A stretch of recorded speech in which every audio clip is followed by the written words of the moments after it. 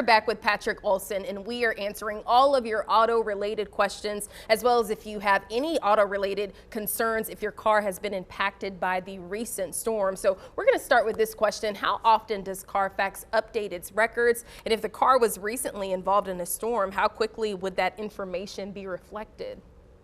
It's a great question. So at Carfax, we get about 6 million records a day into our database. So we're getting a constant flow of information. As for how quickly we learn about things, it really depends on a lot of variables. So it could be the state where the event took place in. It could be the insurance company reporting it or a law enforcement source reporting it to us.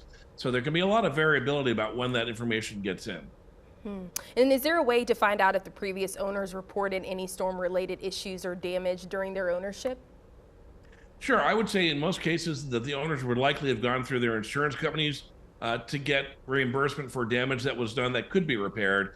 And so that would absolutely show up, whether it's in the service records on the repair work, or if the insurance company decided that the car should be totaled or marked as flooded, that would be noticed on the vehicle history report as well. Okay. And like I said, Patrick is answering all of your auto-related questions. So someone is asking here, what are the pros and cons of leasing a car? That's a great question too. There's a lot of good reasons to think about leasing a car. First of all, there's the sense of variety, right? If you like a new car every few years, leasing may be the way to go for you. Your typical leases are 2 to 3 years long, and so you get to change up the car very often. It makes selling really easy. You don't have to put up the car for sale on your own. You take it back to the dealer when the end of your lease is up and then lease another car. The monthly payments tend to be lower than if you're paying for a car for the long term. And also maintenance is almost always totally included when you lease a car. And so I know that Toyota and some other automakers will have 2 or 3 years of free maintenance if you have a lease. You will have the latest in safety tech, so the most up-to-date automatic braking or pedestrian warning systems. And finally, if you like comfort, creature comforts, like heated seats or ventilated seats, a big, sunroof over you, you experience those a lot more often. There are some downsides though, and these are important to keep in mind. One is the payments never stop. Right? When you buy a car for cash and you want to keep it for a long term, after so many years, you're done paying for the car. With leasing, you're continuing to pay for it all the time, and those payments don't stop. Secondly, you got to watch your mileage, right? If you like to take trips from Greensboro to Washington, D.C. every month, you're going to burn through those miles very quickly, and extra miles are extra expensive. And finally, you really got to be a neat person to keep the car clean.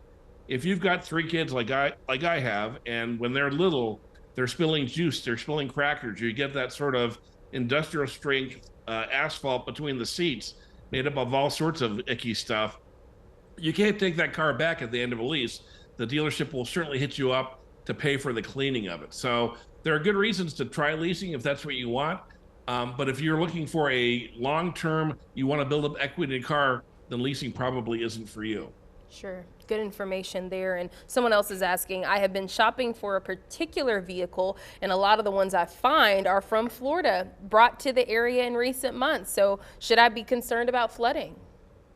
Well, I would certainly go in with my eyes open. I would say that there's nothing inherently wrong with cars that come from Florida, but we know that hurricanes hit it earlier this year with Hurricane Debbie. We know Helene went through there. Milton has just gone through there.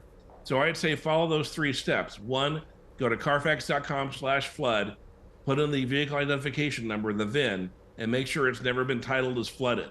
Secondly, do that inspection yourself using your senses, right? Use your eyes, use your nose, figure out if the car is meeting the needs you have. And then finally, get that professional inspection. Have them put the car up on a lift, have them go over it with a fine-tooth comb to make sure you're not buying someone else's problems. Yeah, and we have about 30 seconds left, and I was going to ask you any last final word you want to talk about, but I would say get it inspected. Absolutely. I think, no matter what you're buying, no matter where it's from, that professional inspection is $100 up front. But, if you avoid a flooded car, if you avoid a car that's had serious damage that you didn't know about, if you avoid a car that is so old that the hoses and belts are breaking, you're gonna prefer that peace of mind. Okay, well, Patrick, thank you so much. We always appreciate you when you come on the show. If you have any other questions, or if you missed this entire conversation, you can just go on our website, WFMYnews2.com.